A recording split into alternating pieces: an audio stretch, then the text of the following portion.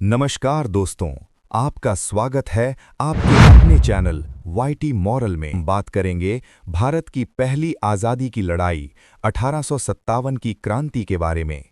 सन 1857, जब भारत के सैनिकों और आम लोगों ने अंग्रेज़ों के खिलाफ विद्रोह का बिगुल बजा दिया।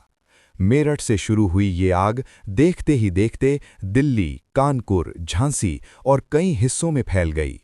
भारत में अंग्रेजों का शासन तेजी से फैल रहा था। ईस्ट इंडिया कंपनी धीरे धीरे भारतीय राज्यों पर कब्जा कर रही थी।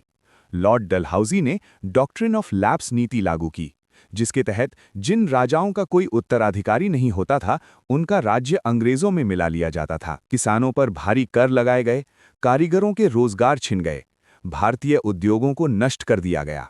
इसके साथ ही लोगों को डर था कि अंग्रेज उनकी संस्कृति और धर्म में हस्तक्षेप कर रहे हैं। लेकिन विद्रोह की असली चिंगारी तब भड़की जब नई एनफील्ड राइफल के कारतूसों में गाय और सूअर की चर्बी होने की खबर फैली। सैनिकों को कारतूस को दांत से खोलना पड़ता था। इससे हिंदू और मुस्लिम दोनों सैनिकों की धार्मिक भावनाएं आहत हुईं। 29 मार्च 1857 को मंगल पांडे ने बैरकपुर में अंग्रेज अधिकारियों पर हमला कर दिया। हालांकि उन्हें गिरफ्तार कर फांसी दे दी गई, लेकिन ये विद्रोह की शुरुआत थी। 10 मई 1857 को मेरठ में सैनिकों ने खुला विद्रोह कर दिया और वे दिल्ली की ओर बढ़ गए। दिल्ली पहुंचकर विद्रोहियों ने बहादुर शाह जफर को भारत का सम्राट घोषित कर दिया। इसके बाद विद्रोह तेजी से फैल गया। कानपुर, लखनऊ, झांसी, ग्वालियर। इस विद्रोह में कई महान नेताओं ने भाग लिया। नाना साहिब ने कानपुर में अंग्रेजों के खिलाफ मोर्चा संभाला। तात्या टोपे ने गुरिल्ला युद्ध से अंग्रेजों को परेशान किया। रानी लक्ष्मीबाई ने अद्भुत साहस दिखाया। घोड़े पर बैठकर तलवार से लड़ते हुए वे वीर गति को प्राप्त हुईं।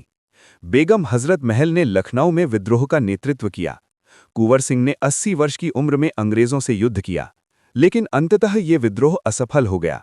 कारण थे एकता की कमी, सीमित क्षेत्र, आधुनिक हथियारों की कमी, अंग्रेजों की मजबूत सेना।